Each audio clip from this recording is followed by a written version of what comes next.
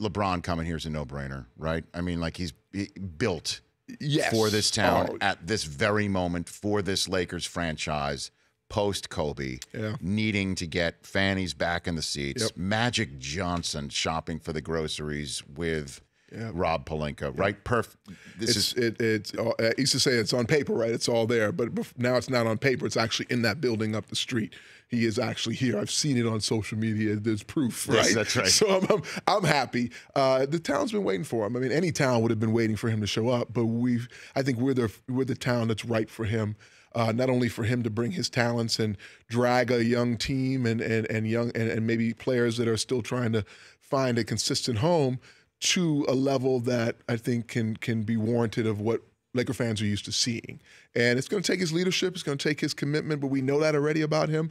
And I think what's best for him now is that after the game is done for him, he's in the right city based on the things he wants to do in his career, things he's doing already. He's doing it already. Yeah. I mean, you know, it seems like every 2 days there's a project being announced here in this town that's Spring Hill Entertainment with him and Maverick Carter and what they're doing.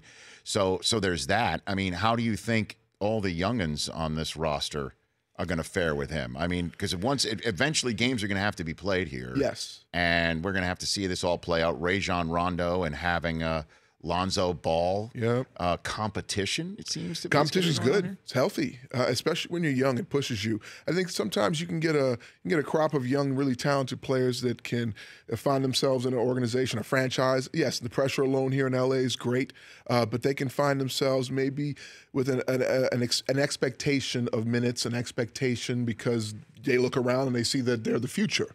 But you know, I think some of them have grown, but LeBron is going to provide them an opportunity, just like Kobe did on his way out, I think, to give them a snapshot of the work ethic.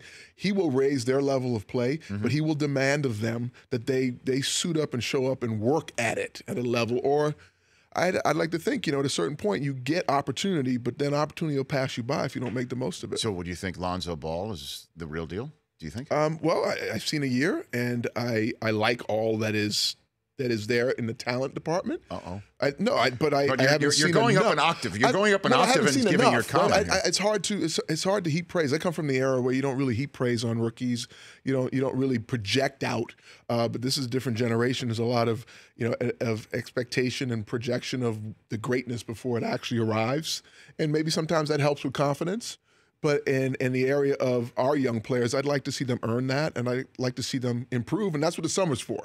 So I know he had some surgery, and I know, do I doubt that he's putting in the work? No, because I think when you see a LeBron James as a teammate, and you see some of the other veterans that are coming in, you understand that you're going to have to earn your minutes regardless of last season. The Rich Eisen Show, weekdays at noon Eastern on Audience.